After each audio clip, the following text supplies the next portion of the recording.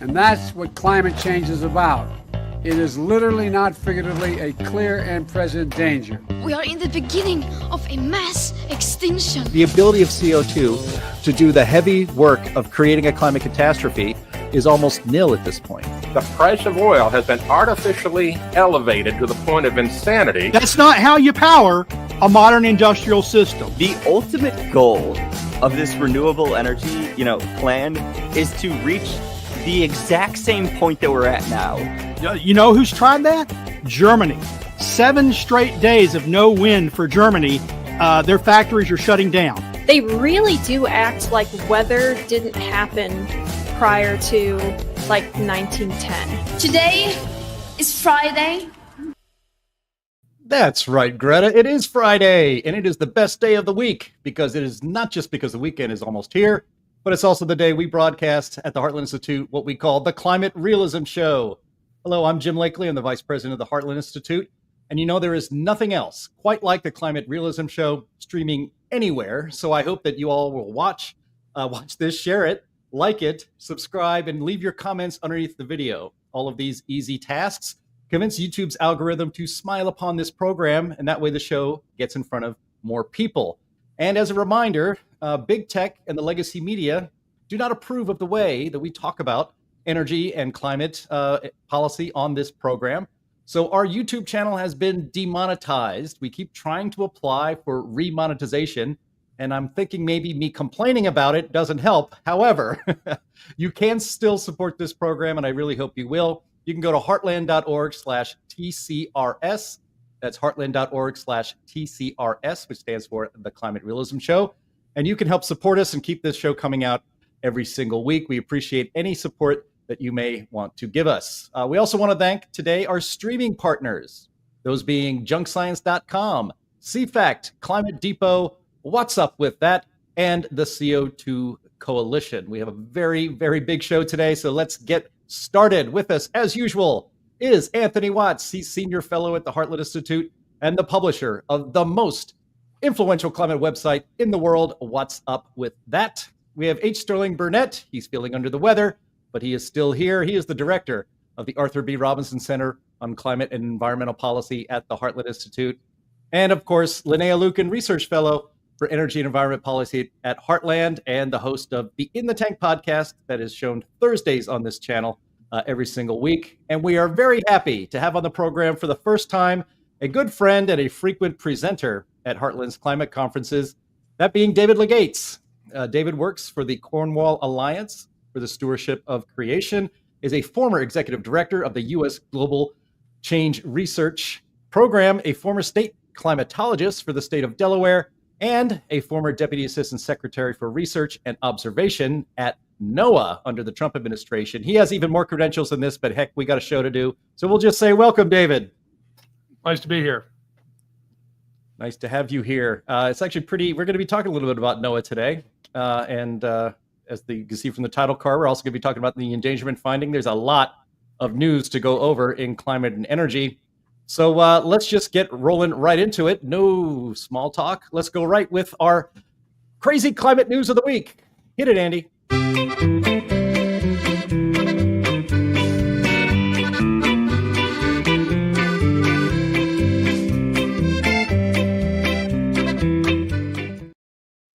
Yes, Bill Nye. Thank you very much for that little thing for us that we like to drop every single week. So our first item here is actually about NOAA, and it's whether NOAA data is legit or not. This comes from What's Up With That, written by Charles Rotter, I believe. The headline is NOAA's homogenized temperature records, a statistical house of cards, ? And I'll read a little bit from it here. For years, climate scientists have assured us that NOAA's homogenized temperature data sets, particularly the Global Historical Climatology Network, GHCN, are the gold standard for tracking global warming. But what if the corrections applied to these data sets are introducing more noise than signal? A recent study published in Atmosphere has uncovered shocking inconsistencies in NOAA's adjustments, raising serious concerns about the reliability of homogenized temperature records. The study, conducted by a team of independent climate researchers, led by Peter O'Neill, Ronan Connolly, Michael Connolly, and Willie Soon, another friend of the program, offers a meticulous examination of NOAA's homogenization techniques. These researchers, known for their expertise in climate data analysis and critical evaluation of mainstream climate methodologies, gathered an extensive archive of NOAA's GHCN dataset over more than a decade.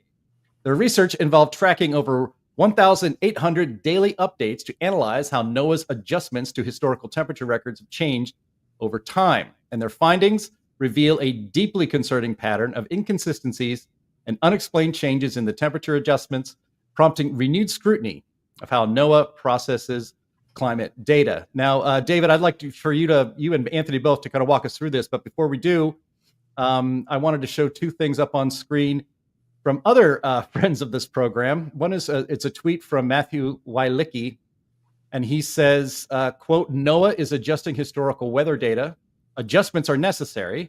I've discussed this at length with Dr. John Christie, but the real issue is transparency. Without clear public justification for each change, trust in climate data erodes. Science needs scrutiny, not secrecy. And then there's another perspective here from another friend of the program, Tony Heller, who has many, many followers on X. And he has a chart there too, you can see on the screen. Tony writes, in order to create their fake warming trend, NOAA cools historical temperatures as much as 1.65 degrees and warms recent temperatures by as much as 0.97 degrees. This is not science, but rather a well-financed propaganda campaign to lead the public. So, David Legates, we'll start with you and we'll go around the horn. What the heck is going on here? Well, the issue is that climate data are dirty for numerous reasons. We move stations around, we change instrumentations. People, put them in your backyard, and then all of a sudden, well, we can't keep it there, so we have to move it again. And that creates all sorts of discontinuity. So the idea is to try to come up with a way of homogenizing, easy for me to say, homogenizing all of the records. Now, that's a valid thing, but the question is, how do you do it? And that's where part of the problem comes in. And then there's two parts. One is getting a clean climate data record, and the other is spatially interpolating it so you get a regular grid so you can plot it, or so that you can average it so that, if you've got a cluster of points in Los Angeles and nothing out in the desert, that Los Angeles doesn't dominate the record.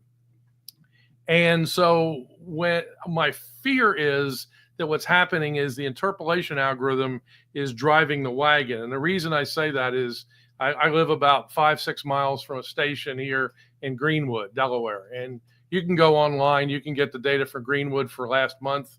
Yeah, probably January's up by now. The problem is it hasn't been there since 1985. So it's not collecting data. There is no station there, but nevertheless, data exists. And you say, how can that be? Well, the answer is what you want is a station network that's consistent. So they have to have the station there over long time periods.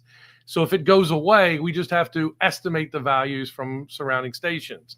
It's not necessarily a big problem in Delaware because the topography is rather flat, but you can imagine if you're in the mountainous areas and the stations down in the valleys where the resorts are going to still be there, but a station hidden way up on the mountaintop disappears.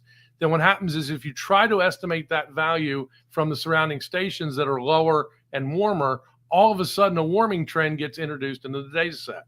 And we have seen that over time where high altitude stations tend to disappear. The mountains tend to be represented more by lower altitude stations. And magically the temperature seems to go up when in fact nothing may have happened at all. Yeah. Anthony, your perspective, because it seems to me that Matt Wylicki seems to trust the adjustments made by NOAA, and Tony Heller seems to not trust them at all. And I think maybe we can talk this through and see how we should all think and feel about it. Well, they say never watch government making law because it's like making sausage. It's really hideous. Well, that's kind of what's going on with NOAA. I think they're making sausage data. And I agree with David in that homogenization is an important thing to be able to get a lay of the land for the United States, for example. If you want an average temperature for the United States, you have to use the homogenization algorithm. But The problem is I've identified in my 2022 study that 96% of NOAA's weather stations in their cooperative observer network, including the USHCN, which Tony Heller tracks, are corrupted by local biases. They're next to heat sinks, heat sources, air conditioner vents, all of that stuff. And so when you have over 96 or over 90% of your data compromised with a warm bias signal, the homogenization process that's supposed to erase these problems, like David pointed out, so that Los Angeles doesn't dominate, the data field, is not possible. You cannot adjust out bias when you've got over 90% of your data biased in the first place. What ends up happening is that you swamp the signal, the real signal, from the good stations. And I've identified this. We found about 120 different stations around the United States in my 2015 study that were pristine, not been disturbed. A lot of these were agricultural experiment farms out in the boonies that have operated the same way for 100 years and have not been built up around. When you look at the data from those, it's about half the rate of warming of everything else. And so what does that say? That the data that NOAA is using essentially is sausage. It's garbage. And so you can't trust it for a climate signal. And then I would go back to that one graph that Tony Heller displayed, or from Tony Heller that you displayed earlier. Why are all the adjustments in the past? That's a real question. Why wouldn't it be better distributed? And so my point is that we can get a true climate signal for the United States by throwing out all of the bad data and simply using the good data. And this has been proven because NOAA has deployed their U.S. Climate Reference Network, which has 114 stations spread around the United States, all in pristine condition, all away from bias. So that's all we need to measure the temperature for the United States. And that's all we have to do. We take the USHCN, throw it out, the co-op network, throw out the stations that are not biased and only use the ones that are good. That will give us a true climate signal. I like to weigh in a bit. First off, I don't agree that we need homogenization. You have stations where they are. The data should be from where those stations are. If they close one, then you cease to report data from that. You don't make it up as if it was still there. Recent studies show that as many as 30% of the stations don't exist anymore, and we just make up data for for tracking purposes, so we can have the trend over time. But the trend is false. If it's not there, you can't measure a trend. You make it up.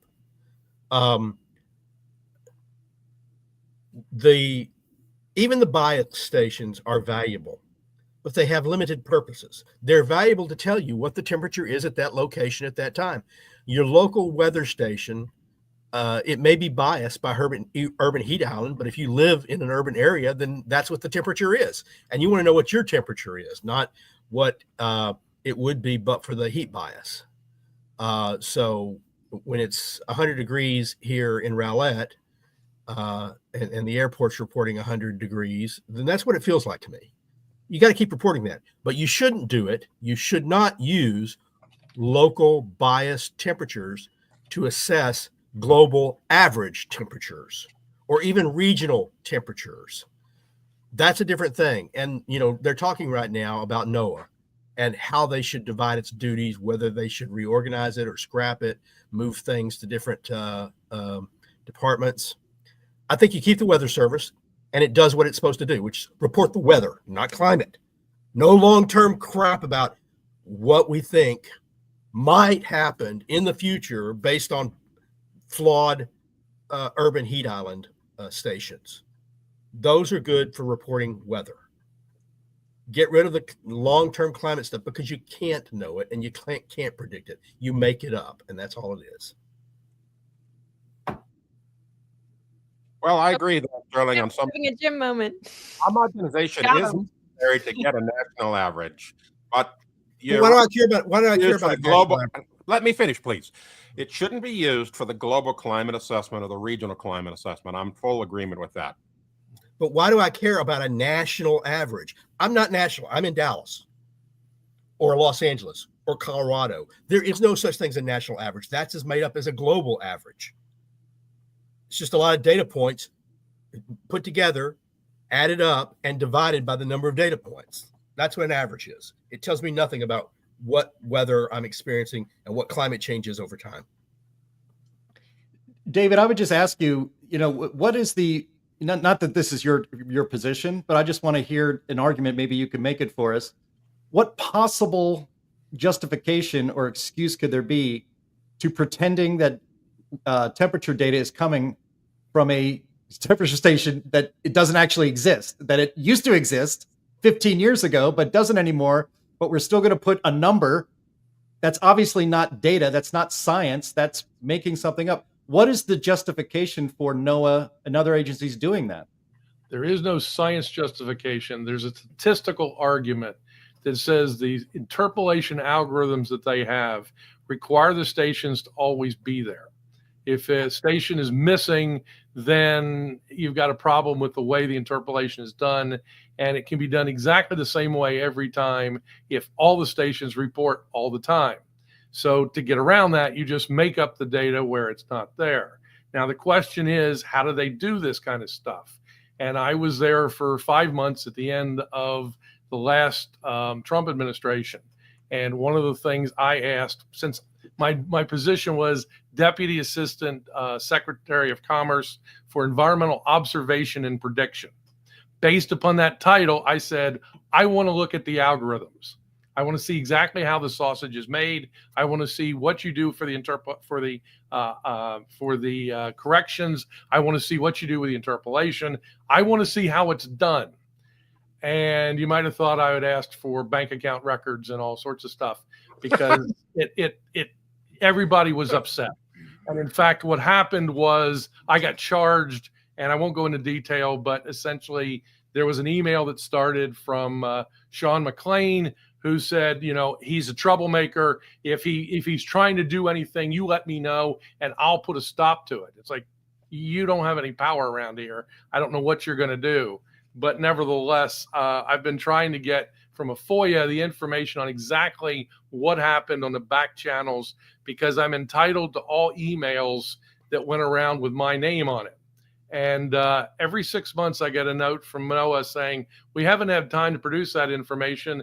However, if you would like it, please submit another request. If not, we'll assume this is all closed. And every 6 months, we play the same game over again. Maybe with a new administration, I'll find out what actually happened. And maybe we'll actually get the algorithm so we can see exactly how they're making sausage and where they're putting in the shenanigans. We usually save questions for the end, but I want to pull this up for you, David. This is from Chris from New Zealand, who says, regarding historic temperatures that get adjusted, why not just increase error bar size rather than pretend that we know better now what the temperatures were then? You assume people know how to use error bars. I had one of the things I did with my dissertation is I produced a number of fields. It was global precipitation. The problem with rainfall is that every country of the world uses a different type of rain gauge. So everything changes across state and national borders. So what I did was I produced a number of fields. Air temperature was one, precipitation. And the fourth field was the uncertainty in the interpolation algorithm in the adjustments and everything. And I had a bet with my advisor that record would never be cited by anyone, anywhere, at any time for any reason. And I've never seen it cited. So people, you can produce all the error bars. People don't want to look at them. They're uncertainties. We want to be certain. So they use the data and away you go. And you're exactly right. That's not the way we should be doing science. But nevertheless, it's more difficult to incorporate uncertainty. So we have a tendency to just ignore it and move along. Speaking of not the way to do science, one of the most important points about this whole adjustment process is the fact that it's not replicable outside of NOAA. Dr. Roger Pielke Sr. pointed this out almost 20 years ago. He asked for the code. He wanted to see it. He wanted to be able to duplicate it. But because these things are run on government supercomputers, no one has the ability or the cash to build a system similar to do it externally. And so NOAA's answer to the replicability is, well, it's in the peer review. It's in the peer review. Look at the way it's written up in the peer review. That'll tell you your answer. Well, that's garbage, because A peer-reviewed paper is not the same as computer code. And the computer code has never gone through a quality control process. And that's the biggest failure, in my opinion. Well, there's a guy who's pretty good with computers and technology, who's pretty close to Donald Trump, by the name of Elon Musk. Maybe he can head on over to NOAA and figure that out for us. But before we leave this topic, and it's a good one, I wanted to note, as some people in the comments have noted already in the chat, that layoffs are happening now at NOAA. Cruel and thoughtless.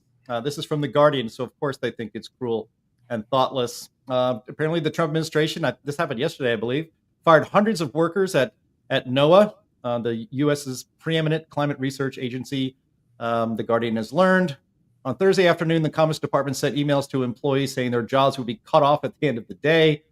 The firings specifically affected probationary employees, a categorization that applies to new hires or those moved or promoted into new positions, and which makes up roughly 10% of the agency's workforce. David Legates, as you mentioned, you worked there for about 5 months before they ran you off.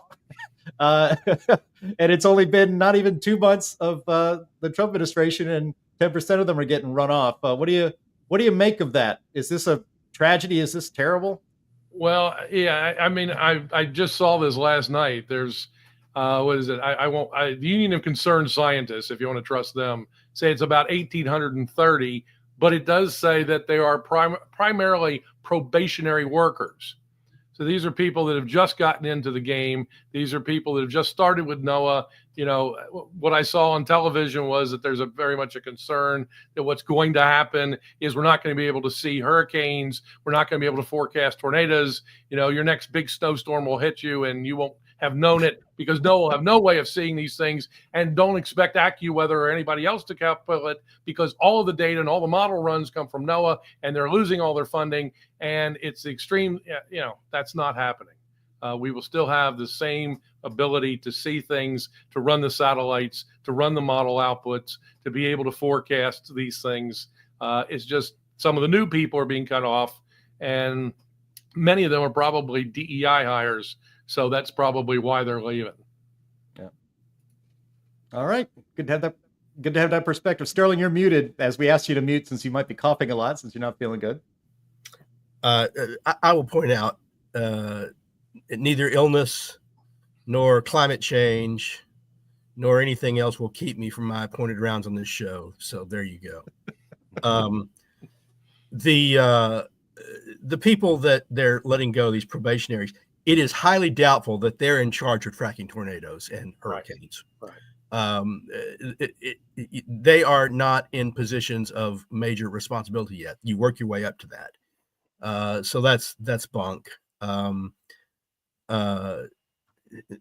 needs to be, you know, if not excised entirely, at least reorganized, maybe with responsibilities somewhere else. But, you know, the thing that I'm really excited about, more than the layoffs, that's how you shrink government, is you shrink people in part, but you also shrink responsibilities. And NOAA gives a lot of money out for research, and if they want to research weather, I guess I'm for it. If you have to have big government researching this stuff as opposed to private sector, but I don't want any dollars going to climate change research, saying that, you know, directed to, unless it's they're looking at how nature changes climate, you know, give some balance to the research, but not it's CO2 is driving everything and it's all disaster. And we've got to reconfirm that and reconfirm that and reconfirm that. I've been told repeatedly that the science is settled. Well, fine. If the science is settled, I don't need to fund it anymore because we know everything we need to know. It's settled. Yeah. But when you suggest that, it's like, no, we don't mean that. It's suddenly, oh no, no, the science is settled, yeah, but not so settled that we don't need to keep funding research. So that's what I'm excited about. There's something that nobody knows that I stumbled upon, is that NOAA is not necessarily the big climate entity in the government. And I would have known this had I not been the executive director of the U.S. Global Change Research Program for 9 weeks. And that is the U.S. Global Change Research Program. It is responsible for putting together the National Climate Assessment. It puts together the annual report to Congress. It runs globalchange.gov. It gives out all sorts of grants. And the question is, who are the people in USGCRP? I was shocked because the first meeting we had, they said we're going to stay on the line. And anybody that, this was on a Zoom conference call, anybody on the line that's with ICF stay here, everybody else leave. And funny thing is, I was the only federal person to leave. Everybody else works for ICF Incorporated. ICF Incorporated started out as the Intercity Fund, which is a company built by, or originally founded by Tuskegee Airmen working with NASA personnel to get aerospace grants. About 6 years later, they turned into an environmental organization, and they are, I mean, if you go look up ICF Incorporated, you'll see it's a very strong leftist organization, but it's masquerading as a federal agency. That's the problem. Would you ever put the Sierra Club in charge of that? No. Would they allow the Heartland Institute to become a federal, or to masquerade as a federal agency and the staff one? Of course not. But here ICF Incorporated does. They work with EPA. They create a lot of models, and they go out on the back channel and say, the government wants us to do X. We can do that for you. Well, the government wanting them to do X is what they have just written in the various propaganda things. So take a look at the U.S. Global Change Research Program, because that needs to be closed down lock, stock, and barrel. Well, that is the intent. That the Trump administration is under a lot of pressure from outside groups, including the Heartland Institute, to get the federal government out of the climate narrative propaganda business, get back into the science businesses. And maybe we have 4 years and there's a lot to clean out, but maybe we'll get there. All right, let's hit our next topic for today. We should be able to get through these pretty quickly and get to the main topic, but this was definitely worth mentioning again today. We could concentrate. We might even have to start a whole new show just for the climate grift, because it just keeps coming out with more and more information. And this one was especially delicious to us at the Heartland Institute because Senator Sheldon Whitehouse has called us out by name, attacking the Heartland Institute from the floor of the Senate. So Fox News story that ethics watchdog flags senator helping his wife rake in millions for her nonprofit. Senator Sheldon Whitehouse, Democrat of Rhode Island, is being accused of violating ethics rules after backing laws that financially benefited his wife's environmental organization. The Democratic senator and climate hawk voted for key laws that provided funding for grants to the environmental nonprofit group that works with his wife, Sandra Whitehouse, and pays her through a consulting firm. And now it appears there's pressure to start an official ethics investigation against Whitehouse in the Senate. His wife, Sandra, is employed as president of the consulting firm Ocean Wonks, LLC, and has been since 2017. Ocean Conservancy has received more than $14.2 million in federal grants since 2008. During 2024 alone, as the Biden administration was trying to shovel money out the door before it expired, the Ocean Conservancy was given two sizable grants, one for $5.2 million from NOAA, golly, for marine debris cleanup, and the other $1.7 million from, there it is again, the EPA, again, supposedly to assist with marine debris cleanup. Sterling, I know your voice is a little hoarse, but the irony here seems pretty rich. This gets you upset as well. Senator Whitehouse, or White Club, is always coming after Heartland. We're supposedly swimming in all this dark money. By the way, the Ocean Conservancy raked in $50 million in 2023, according to his 990 forms.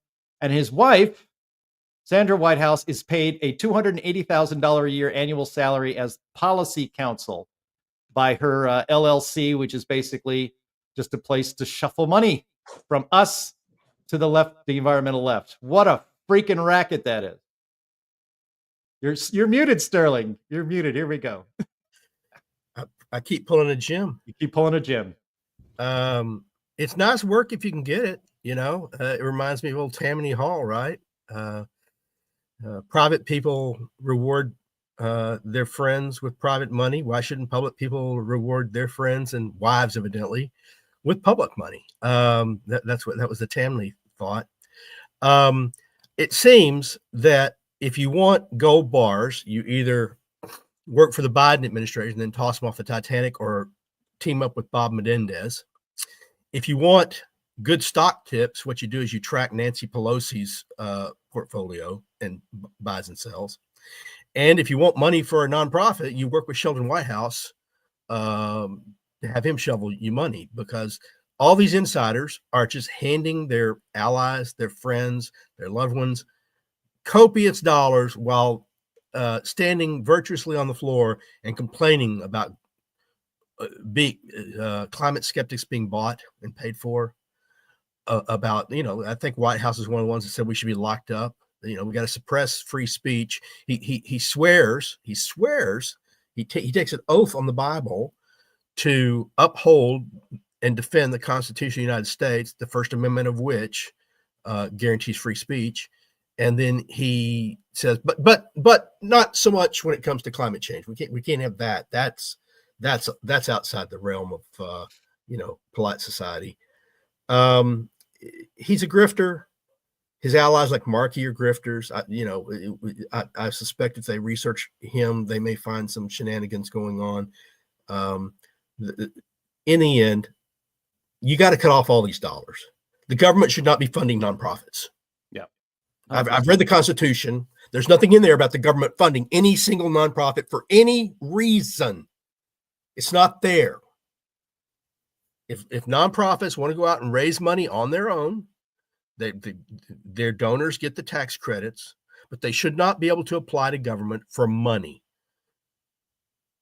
Yeah, the Heartland Institute's never taken a dime of government money, of your money. It's only been voluntary contributions that keep us going. And, sometimes I feel, I'm glad we stand on principle, but gosh, you feel like a sucker when there's all these groups that actually don't even do anything, that they are obviously just money laundering operations for the politically connected Democrats in Washington, and they're walking away with humongous bags of money. It's just that typical rule.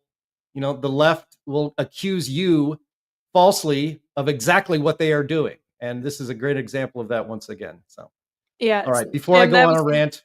The exact word that came to my mind was, man, what suckers are we for standing on principle and and for not hopping on the climate grift. Yep.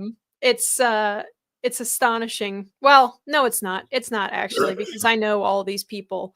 We've seen them in government, the way that they work. It's not surprising at all, actually, that they behave this way. You see that Stacey Abrams's group got $2 billion when they've existed for like a heartbeat. It's all just money laundering. The entire climate change thing, as far as our government is concerned, is money laundering. And I'm sure that it's almost certainly not just the climate issue. It's almost every pet project that our government has is majority money laundering. Long gone are the days where all you can really do to accomplish that is sell some crappy paintings, right? Although that still happens. Few examples I can think of there. And it's I don't know, it's shameful, and something's got to change. And I think that the more eyes are on it, the more likely it is that it will change. Stacey Abrams, by the way, the original election denier. Yep, that's right. All right, let's move to our next item. I just wanted to bring that up, and we're going to have to, Andy, our producer, me, will probably have to try to come up with some kind of fun new video drop just for the climate grift, because there is quite a bit of it, and I don't think we'll ever run out of stories this year. All right, let's go on to our third item of the crazy climate news of the week, and this is from the journal Nature, and I say that here the ocean currents are just fine. Many of you watching or listening may remember the movie The Day After Tomorrow, with Dennis Quaid and Jake Gyllenhaal and Emmy Rossum. Gosh, I can't believe I remember the people starring that movie. But part of the plot point was that humans were going to cause the Gulf Stream to stop, and the ocean currents would get all screwed up or just stop happening, and then there would be an enormous freeze, all this other kind of nonsense. Apparently people started to believe it, and I know some scientists were out there, or alarmists, I should say, saying that was a plausible scenario, believe it or not. Well, a new paper in the journal Nature says no. Iconic ocean current system is safe from climate collapse for now. Of course, always just for now. But even a weakening of the Atlantic overturning circulation would have grave consequences worldwide. Just read here real quick. A crucial ocean current system seems unlikely to collapse, even in the face of severe climate change, despite predictions that it would disintegrate if Earth continues to warm. Good grief. That's the finding of a study suggesting that the Atlantic I don't know how to say that word. Meridional? Meridional, thanks. All right, whatever. Pardon me, everyone. Overturning circulation will survive at least until the end of the century. The study found that the combined forces of various ocean currents and winds would keep the system stable even under the most pessimistic climate scenarios. The authors are confident that there is sufficient evidence to support this finding, even though the climate models they analyzed do not perfectly mirror reality. Another problem. Quote, unlikely isn't impossible, says Jonathan Baker, co-author of the study, and with the Met Office in Exeter, United Kingdom. Quote, but we have confidence in our results. The work is published today in Nature. So, Anthony, Nature and these scientists say we don't have to worry about it, and then said, well, of course, we're probably going to have to worry about it. Probably, maybe, I don't know. What do you think? Well, they're always hedging their bets, just in case that they might need more grant money to study it. And it's just the same old thing. I mean, you look at the last 10 years of, actually more than that, the last 20 years of the AMOC debacle. And it started in 2004 with the Day After Tomorrow disaster movie, where the AMOC shut down and Boston froze and New York and Washington froze and people were, it was just, an instant ice age, right? Well, it was totally bogus. Even Gavin Schmidt from NASA GISS, who's normally everything about climate change, said this is not good. It's not a good movie. It's not sensible or practical or realistic. So when you've got one of the heavy duty hitters out there for climate alarm saying it was junk, it is. But, they've been doing the same thing since then. 1 year, it's slowing down. Another year, it's speeding up. Another year, it's weakening. It's strengthening. I mean, they can't make up their minds. However, I will point out that in our reference website, Climate at a Glance, we have an article that defines all these ocean currents. And there was a study released in January of 2025 that looked at data over the last 60 years. Now, let's look at data, not models. What a revolution, right?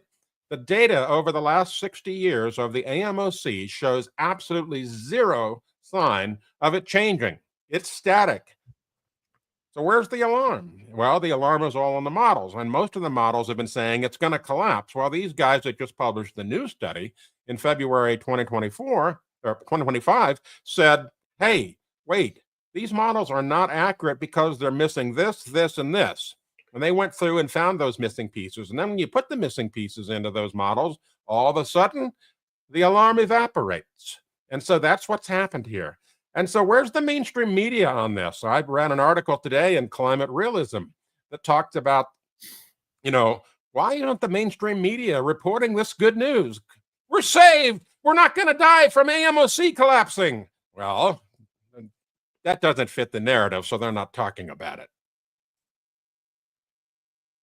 I hate to do this, but I'm going to defend the Day After Tomorrow because they did not, when they released it, it did not go into the documentary category at the Academy Awards. It was never portrayed as a documentary or a true reflection of science. The media may have taken it that way.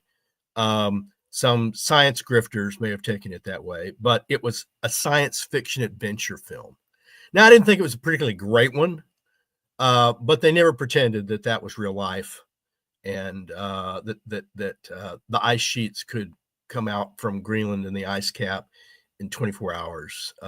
It was an adventure film. So, I'm not going to blame the filmmakers for making a film that they tried to make money with. It's science fiction. Some of those are better than others. But for the grifters in the media and in the public at large and the nonprofits and, the climate alarmist across all the disciplines, whether they be bankers or scientists or whatever, they're trying to profit from this. You blame them for hyping it as if that was some kind of a realistic scenario. You don't blame the filmmakers for making a an adventure any more than you blame them for saying, "Ooh, we found the lost ark. Nazis hid it." Yeah, Sterling, I'm thinking now, there's got to be at least one article out there where some climate grifter claimed that Sharknado is actually possible. There you go. There you go. If the climate changes, sharks evolve. Yeah. I mean, Al Gore's Inconvenient Truth was also fiction, but was not an adventure and was pretty boring. But it was 2012. That's another good one for science. Oh, that's another one. That's my favorite. All right. Well, let's get on to the main topic here that we want to talk about today. And there's we almost thought it was too early to talk about how the endangerment finding could be an endangered species or endangered policy, at least in the Trump White House. But things seem to be moving pretty quickly. We're probably going to have to revisit this topic a few times here in the next few months. We shall see. But let's open it up here. There's a story from the Washington Post. EPA urges White House to strike down landmark climate finding. Trump officials are weighing whether to repeal the endangerment finding, which says that greenhouse gases pose a threat to public health and welfare. The 2009 endangerment finding cleared the way for regulating greenhouse gases under the Clean Air Act by concluding that the planet-warming gases pose a threat to public health and welfare. The Obama and Biden administrations used that determination to set strict limits on emissions from cars and power plants, and I would add to that appliances, basically any part of modern life. They were going to regulate using this as the broad umbrella on which to do it. Story continues. By repealing the endangerment finding, the Trump administration would be taking one of its most consequential steps yet to derail federal climate efforts. In recent days, the administration has also blocked work that is central to international climate research and barred federal scientists and diplomats from attending a major climate event in China. It's probably good for their health. They shouldn't be breathing that air, to be honest. On Wednesday, President Donald Trump told reporters during his first meeting with his cabinet that EPA Administrator Lee Zeldin is considering cutting 65% of EPA's workforce, to which I cracked on Twitter, that's a nice start, but we have also since learned that they backed off the 65% a little bit. And so maybe that's just a negotiation tactic. We shall see. So, David, I want to start here with you. Things are moving pretty quickly and dramatically in Trump 2.0. And I want to ask you, I mean, is it the case that the administration can just declare CO2 and methane, for that matter, are not pollutants, and then that's that? The whole climate regulation edifice comes crashing down? I'm going to be probably different than everybody else on the panel. I do not think the endangerment finding is going to be rejected. Here's why. The problem is in 2007, there was a court case between Massachusetts and EPA, and the court ruled that EPA had to make a finding. It had to regulate. Didn't have to come up with a conclusion that it's an existential threat to the planet. It just had to make a statement. 2009, they had sent scientists away. The scientists came back. They had this massive endangerment finding that carbon dioxide, methane, nitrous oxide were all deadly gases and had to be controlled. And that's why we got into net zero. We got into EV mandates. You can't have a stove that burns natural gas and so forth.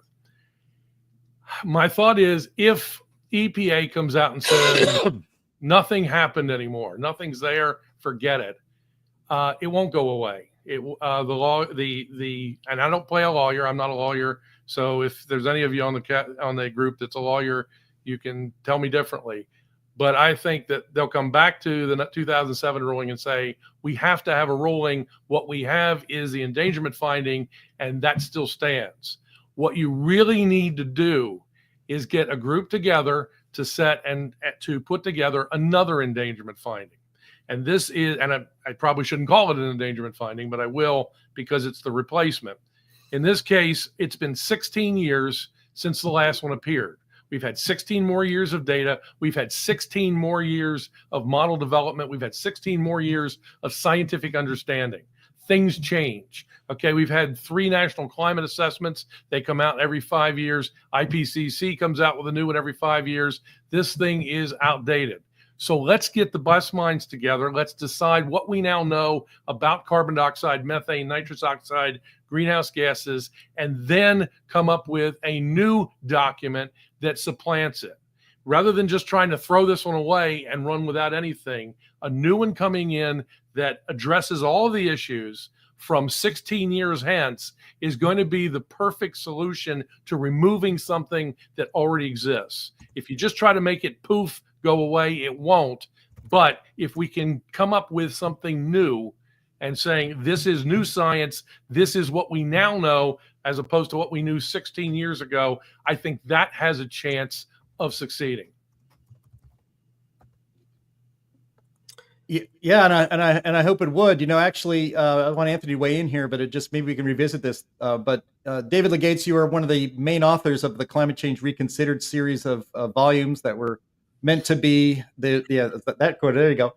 And with the great Australian scientist Bob Carter and other and Fred Singer, this is more than 4,000 pages from the peer-reviewed literature showing that human activity is not causing a climate crisis and backing it up with facts, logic, and data. And back in the day, when the Climate Change Reconsidered 2 series came out, what Bob Carter really was pushing for, and I think all of us were pushing for, was the so-called red team, blue team, examination in the Trump's first administration, especially that, and Will Happer has talked about this as well. You get a set of scientists that are trying to prove something. You get a set of scientists that are trying to either disprove it or come to a different conclusion, and you find out, steel sharpens steel kind of deal. Maybe that's something that could happen in this new Trump administration. Exactly what you just described is, to me, kind of like that whole kind of project, and that would be great to see. But I don't think you need a blue team.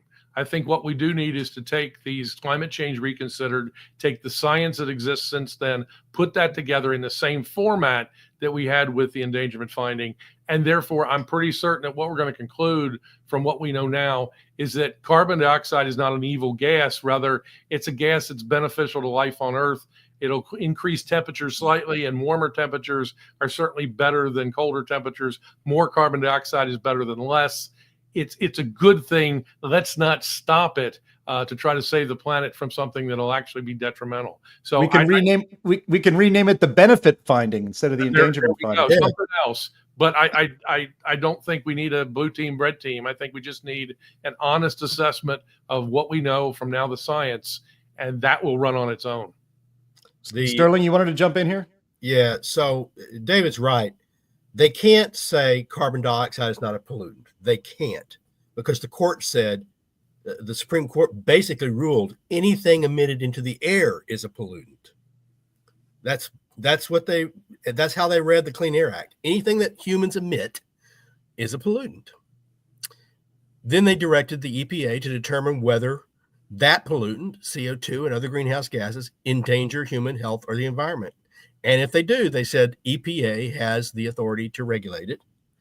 And EPA, rather than doing any independent research, rather than looking at real data, they said, well, the IPCC says, their climate models say it's a danger. Not that it's toxic, not that it will cause breathing problems, not that it will, make people ill, but because of its impacts on the climate that will affect us badly. According to climate model forecasts and projections, it endangers human health, the environment, and welfare.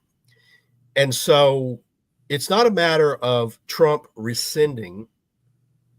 It has to go through the regulatory process. It has to go back to EPA, because what he said was a reconsideration as to whether it's still valid and merits continued support. That's what the executive order said. And they could go back and say, we've looked at the data, the real data, not computer models. They're wrong. And we don't find that it merits continued support, because whatever they thought back then, the data doesn't show human health and the environment is being compromised. Human welfare is being compromised. In fact, we've got, like David said, 15 years of data that indicate it's in fact beneficial. So we're going to rescind that order. We're going to replace it with I don't know under law whether you can have a beneficial finding, but you can say this isn't valid, and so it's okay to let it go. Now, we all know that if that happens, lawsuits will be filed. There will be battles. What the EPA will have to do is do it through the regular regulatory process. So they'll have to put it out there that this is the evidence we find that CO2 is not endangering human health or the environment. There'll be public hearings, then there'll be comment periods, and then after it's all over, there'll be lawsuits. And maybe with those lawsuits, the court, I think, made a gross error when it said everything that is emitted is a pollution under the Clean Air Act. I just think that was one of those things that the court just started making law. They just stretched the law beyond even the people who wrote the Clean Air Act said we never intended it to apply to greenhouse gases or to deal with climate change. John Dingell, a Democrat, said that. And so it might give the court a chance to revisit their ruling that everything in the world is a pollutant if it's emitted. Because remember, since that time, they've issued 2 rulings that seemed to have bearing on it. They issued a ruling on the Chevron deference, saying that courts shouldn't defer just to whatever the agency says from now on. They should look at it themselves. And secondly, the major questions doctrine. And there is nobody in the world. CO2 is the lever to control everyone's life. If you can control CO2, you can control how people live. And there is no way a single agency in the executive branch was ever given under the Constitution the authority to control everyone's life. And so if Congress wants to weigh in on CO2, this is the chance for the court to say, you know what, we made a mistake. It's a major question. And if Congress wants to weigh in on CO2 and other greenhouse gases, they should weigh in. Sterling, I think I'm really enjoying low energy Sterling. I may have to send you flu infected blankets every week as you are more cogent and not screaming. So way to hang in there. Yeah. I will say this, Anthony, I don't know if you want to weigh in, but for me as a layman and but somebody who's been in this topic area for a long time, the fact that we can even have this conversation, that the idea that what we know the truth, that carbon dioxide is not a pollutant, and it has been lied about and treated as such by our federal government and by regulators all around the world. And for the first time in decades, since that, I believe it was a 2009 Supreme Court decision, the question is now open and discussable again. And I think that's a great thing, even if we don't get our way ultimately. Yeah, I think it is important to discuss. David makes a great point that we've got 15, 16 years of new science to include in this. And, a lot of the alarm that was driving this back then has evaporated because they've learned that, hey, RCP 8.5 that everybody thinks is the climate model that is the thing to cite.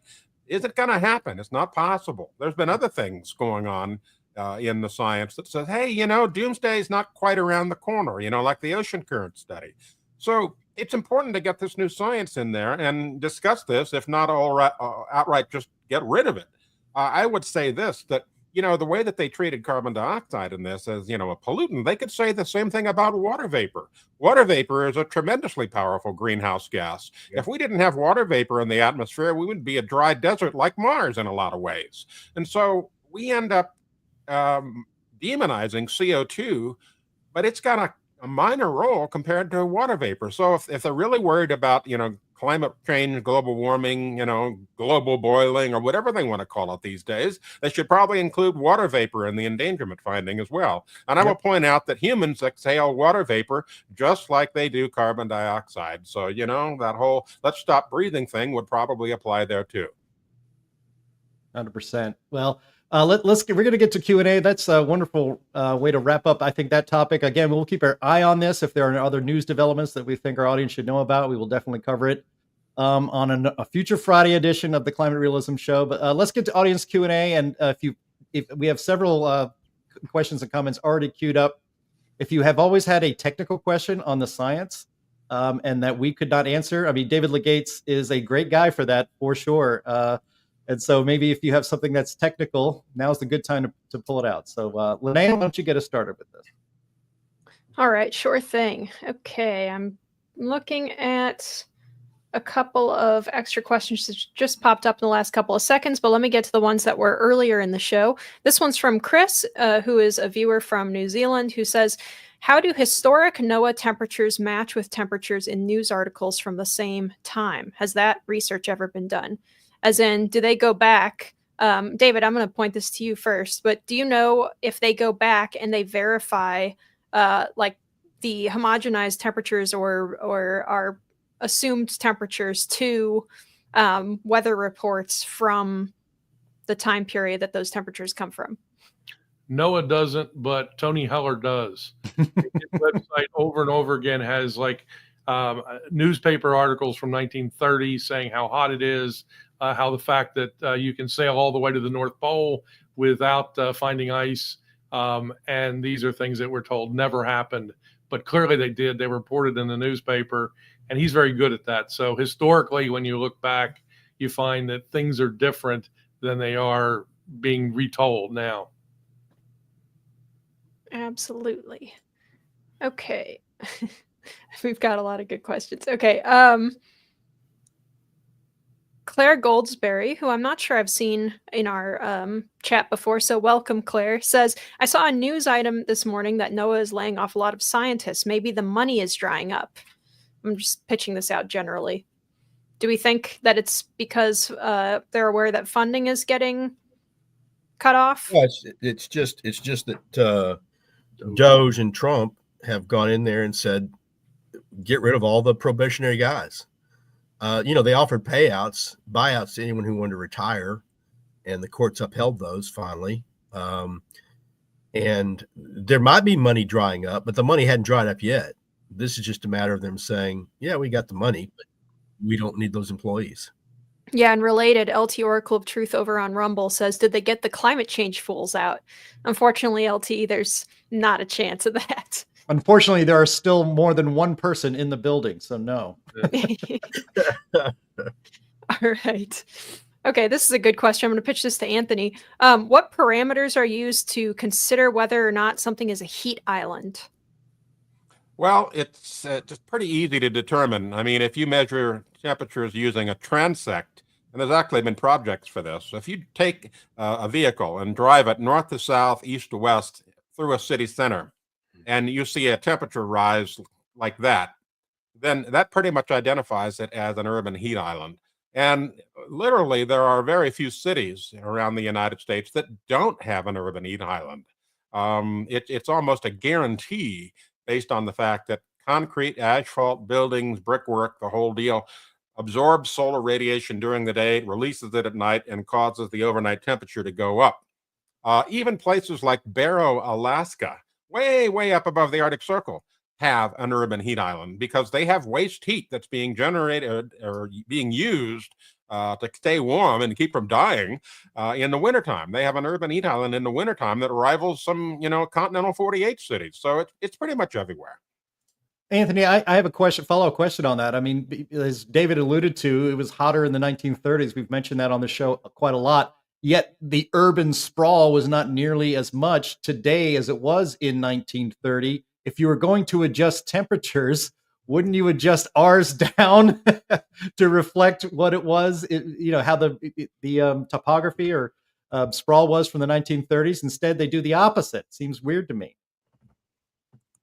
Well, I can't say that there's any real rhyme or reason for why NOAA adjusts more in the past than they do in the present. Except that I think it's an artifact of their algorithms and are really not paying attention, and because they're caught up in confirmation bias when they see the results. But I do say that the 1930s, that was a completely natural event. That was, like we get polar outbreaks, the polar vortex outbreaks that cause record cold throughout the winter. Well, it was kind of the opposite of that. Happening in the 30s. And that was a natural event that caused soaring temperatures, lack of precipitation, and dust bowl conditions throughout much of the central United States. That could happen again. Of course, if it does happen again, you can bet your sweet patootie they're going to blame it on climate change. All right. We've got this comment here that I think Sterling wanted to address from JC Porter, who says, Wall Thornhill at the Thunderbolts Project said what destroyed science was the fire hose of government money that continues to pour in since the Manhattan Project. What's your comment on that, Sterling? Well, first, I want to address Anthony. I value my sweet patootie, so I would never bet it on anything. But no, he's right. Look, you would think the gnashing of teeth, the wailing, the rending of hair, you would think that before government started big government started funding science, we didn't have science, that no one discovered anything, that we never had progress. Government, at least in the U.S., started funding big science World War II with the Manhattan Project. And it has become not a spigot, but a fire hose. He's right about that. And there's no reason, scientists are human beings, just like everyone else. They have motives, they have desires, they have desires for advancement. And the more money they get, not just direct wealth. I'm not claiming that they become wealthy as scientists, but the prestige, the influence, the people that work, how many layers of people work underneath them. Who gets the largest lab, that affects them. And the more government gives money to science, the more it bastardizes science. Pat,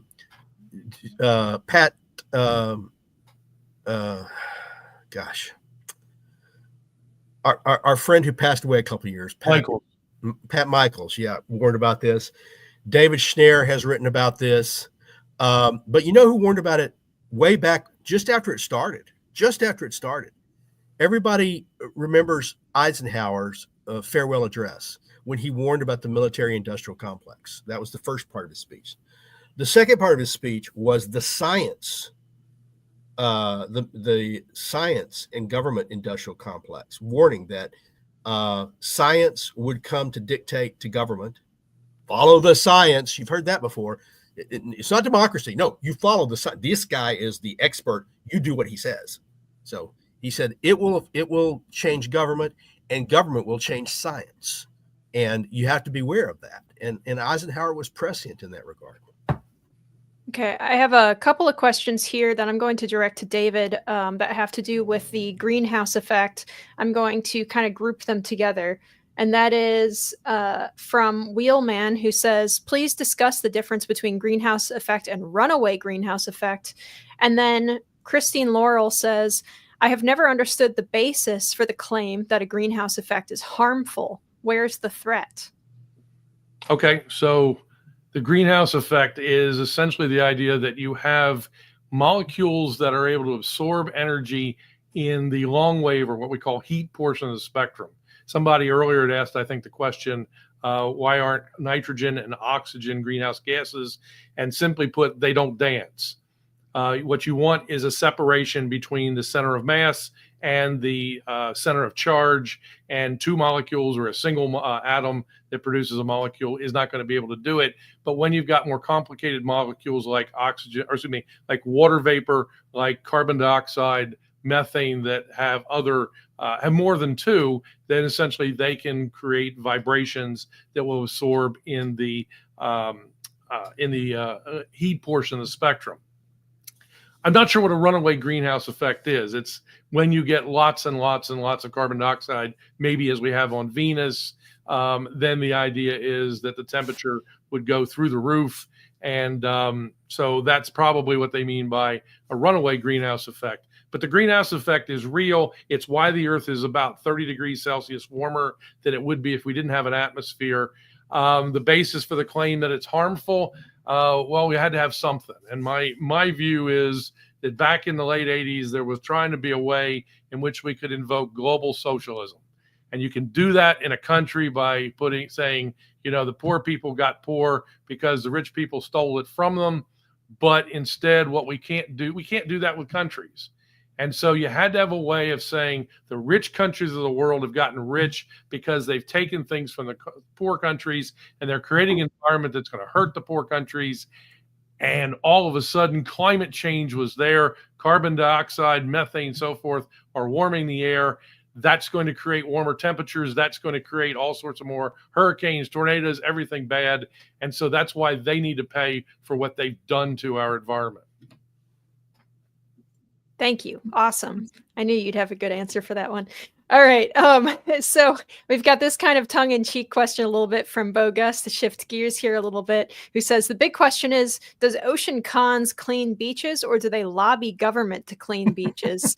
That's a very good question. I don't know the answer to that one. I don't know if anyone else does, considering this is another one of those random little eco groups that probably popped up only in recent years. So who knows? Anybody know? They claim to do it themselves. You know, they claim victories on that, but that's one of the problems with all this, literally hundreds of, well, not hundreds of billions, but billions of dollars being thrown out to all these NGOs. There is no accountability to the taxpayer for any of this. There's no reports that we get that prove that they did what they did, that they're not spending it all on their own salaries instead of actually doing what they claim that they're doing. There's absolutely no accountability to it, which is why the big shovel of money needs to stop. You know, you can't have government money going to an NGO. NGO stands for non-governmental organization. You're not a non-governmental organization if you're almost completely funded with government money. You're an arm of the government, and you're the arm in this case of the deep state, which is dominated by climate alarmists and leftists and Marxists in general. And it's time to put an end to that, and that's what the Doge Project is starting to finally do. And the ICF International is essentially a non-governmental organization masquerading as a governmental organization. So it's playing literally both sides of the coin, and that's got to stop. Does that, is it just me, or does that sound a bit like Doge? Let's just say Doge knows about it. Yeah. All right. Speaking of Doge and our current administration, Leah has the question: can you apply for a grant to Donald Trump and the new government for money to rectify the temperature stations? So, Anthony, are we gonna get federal funds for the temperature station project? Gosh, wouldn't that be great? But interesting thing that back in 2008. NOAA actually got some money to try a trial program in the Four Corners area of the United States, Arizona, New Mexico, Utah, Nevada. And they set up some replacements for their crummy co-op stations. These were all electronics, and they were modeled after the USCRN, but it got pulled, they yanked it. The funding got yanked because they wanted to spend more money on climate models, more money on, diversity or whatever the heck they were doing. And so there doesn't seem to be much of an impetus at NOAA to actually fix any of this stuff. So I would welcome, if someone wants to send the Heartland Institute, we could probably replace all of the temperature stations in the United States and have a good solid network for somewhere on the order of around $500,000 to $750,000, which would be a bargain compared to the amount of money that NOAA is throwing down the toilet. We wouldn't accept government funding even if they offered it to us. We stand on principle. But if a private party, for example, a random example, a guy named Elon Musk, if there was this guy named Elon Musk that wanted to give us $1 million to do surface stations replacements, I think we would take that money. You guys are thinking way too small. I mean, I just read the other day that some outfit got $17 million to put on a puppet show.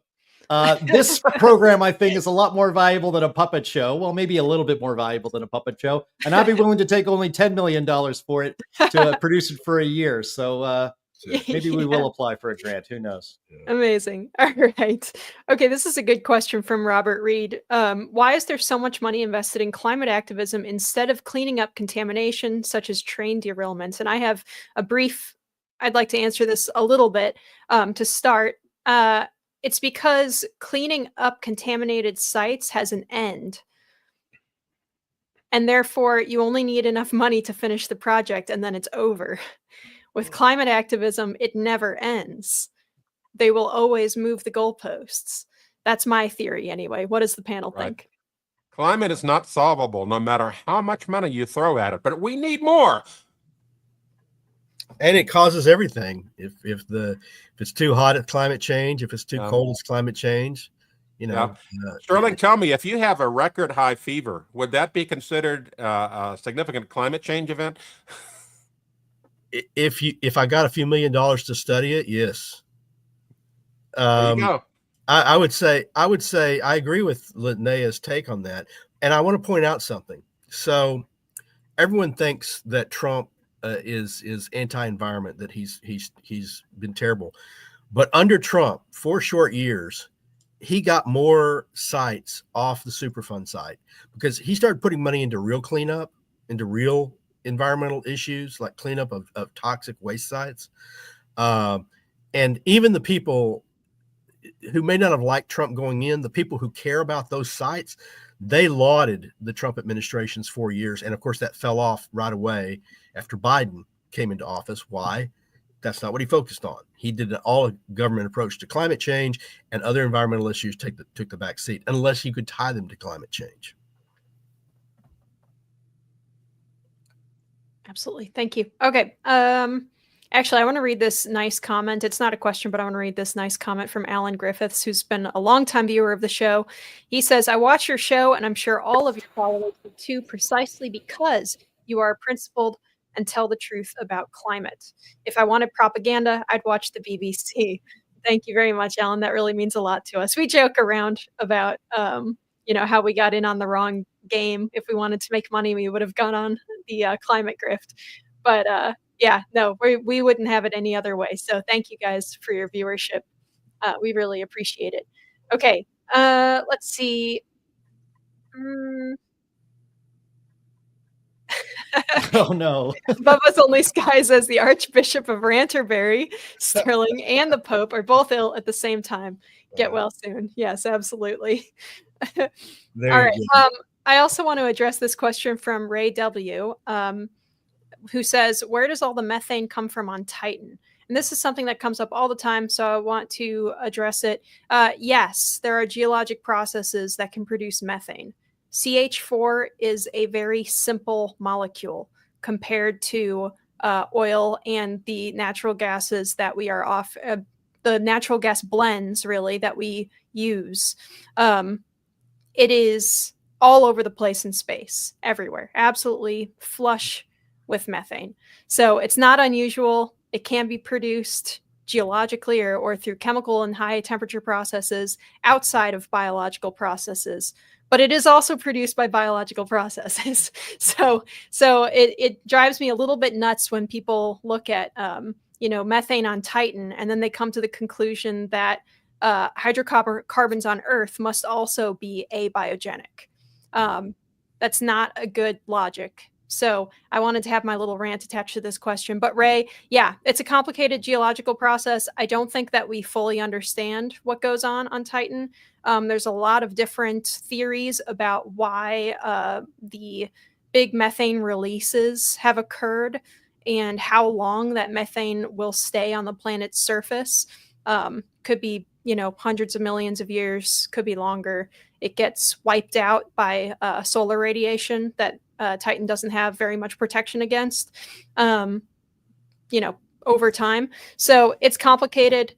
Our commenters are having a rigorous discussion about planetary atmospheric science, and it's pretty fun. We have the best audience for this stuff.